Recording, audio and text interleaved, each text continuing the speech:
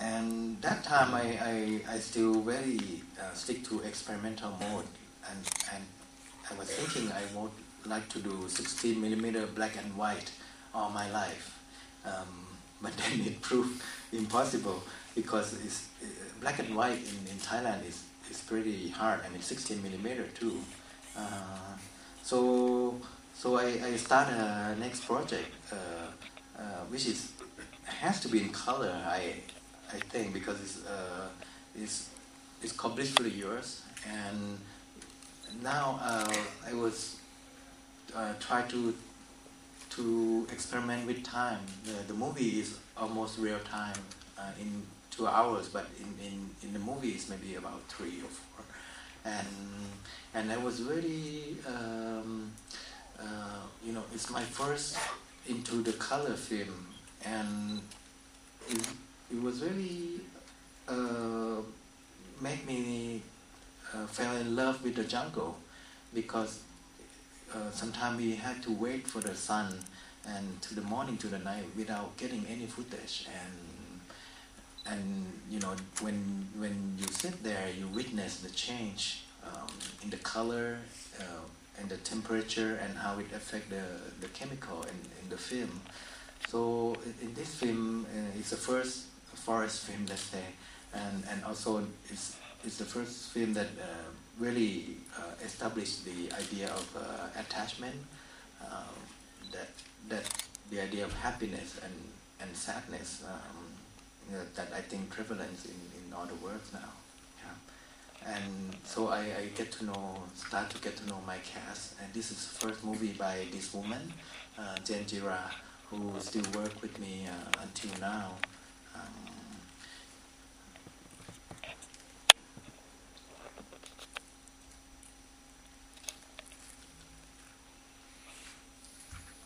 And then for that film, Blissfully You, it was quite a movie that I'm still stuck to experimental mode. I put a lot of rules to myself.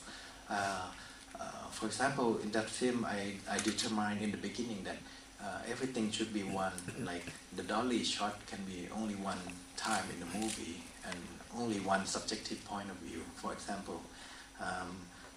But for the next film, I think I'm more kind of more relaxed and try to get more of the emotion, how I can channeling many emotions through the films, and like Blissfully Yours, it came with the idea of attachment, love and happiness and sadness, and Tropical Melody is it starts from one word, which was love. So it's a lot of my experience in terms of dialogue and about my love, and it's a very difficult film for me because it has the personal element, and it was in the hard time because my father just passed away just a week before the shooting started, and so I put a lot of negative energy into it, and even though it's talk about happiness too, but for me when I look at this film, it's always sadness,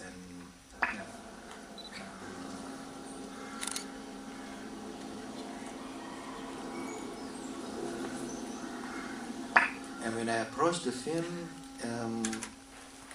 it's very organic. When we shot the film, it's always changed the script, and the actors have a lot of influence on me because I ask everyone on the set, like, what should it be, and then I process those information and put in that.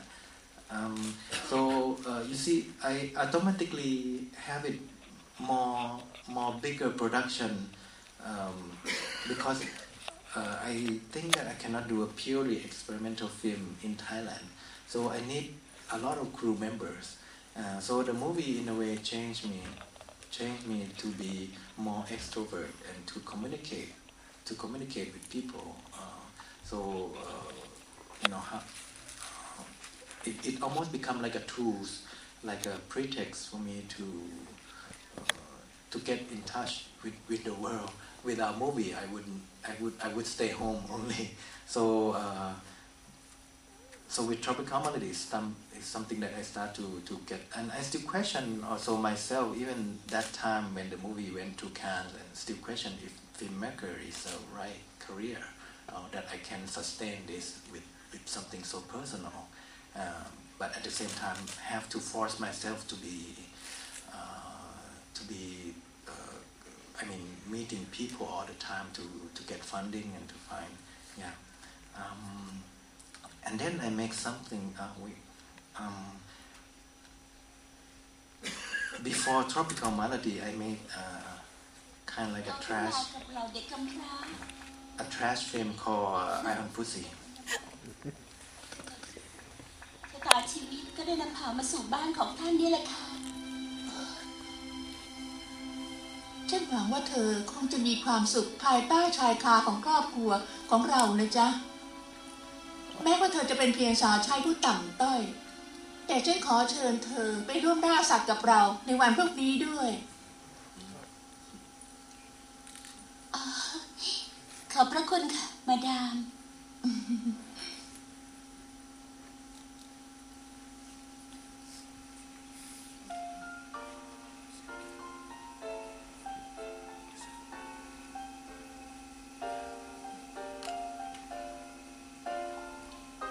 ป้าจ๋าเขารักฉันรู้นะและแม่เขาก็รักฉันด้วยแต่ความจริงน่ะเขาเป็นคนไม่ดี It's something that I like to again pay tribute to the old cinema, that sometimes the director shot the movie 2-3 movies in 1 month, and they didn't have time to think. So for me too, this film was shot very quickly. So I was, forced myself into that non-thinking mode.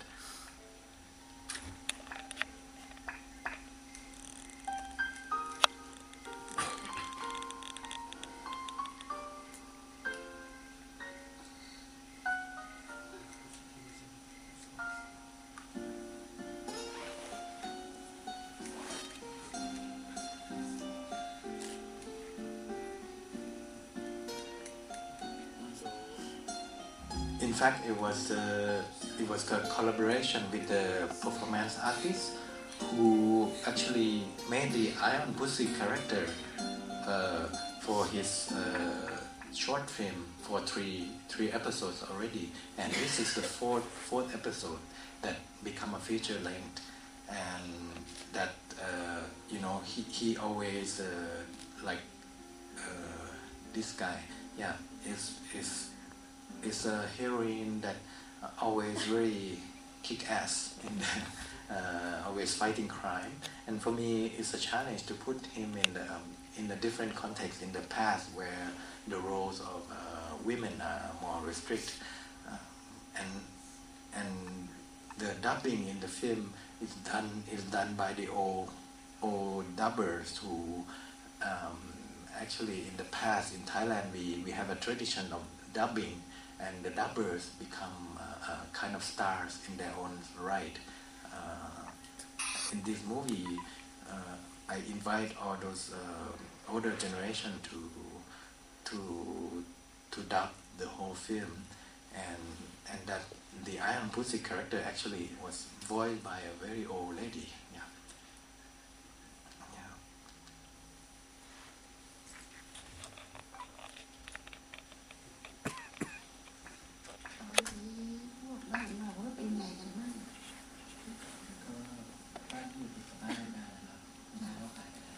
And then from Love, this is the theme is parents. I construct the movie from memory, but it's a memory of my parents. So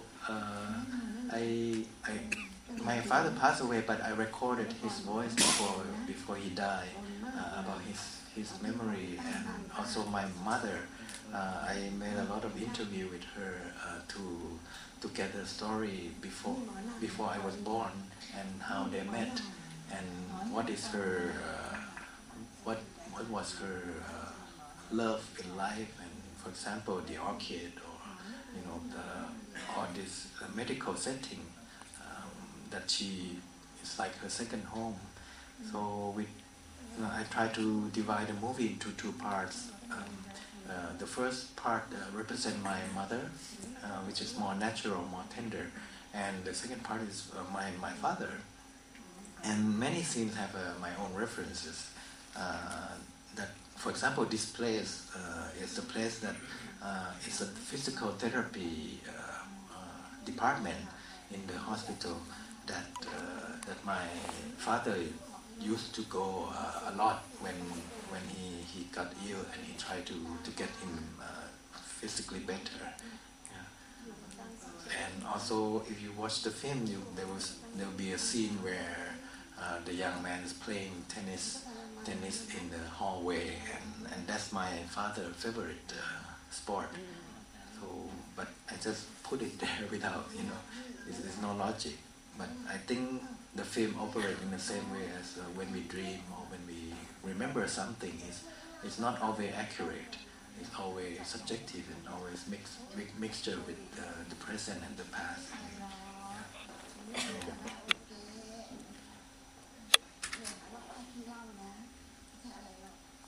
So you see, every film are always personal, and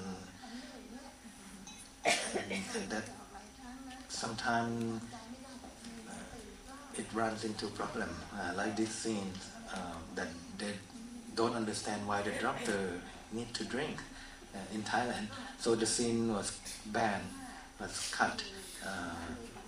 So I made a protest with the censorship board, and it's very funny when I was there in the meeting board. It's like 12 people there, and there's people from the Doctor Association, from the Buddhist Association, and from the actually from the film school as well. There's a professor of film and also a policeman. So they asked me, why do you do this? It's like in the interrogation room. So I was sitting there at the end of the table, and they keep asking me questions. Why don't you portray the good things about doctor helping people, and why they had to drink? And the film professor said, you have to stop making film. You have to go back to school and learn filmmaking again. So it was funny now, but I was mad. I was really angry because this is my business. It's not yours. So that's why it's one of the reasons I made a protest. And that the result was the law is changed, and then it's going under Ministry of Culture and have a rating system. But still, they still have a liberty to ban films according to their moral judgment, and so they're still banning movies now, and still we have to fight.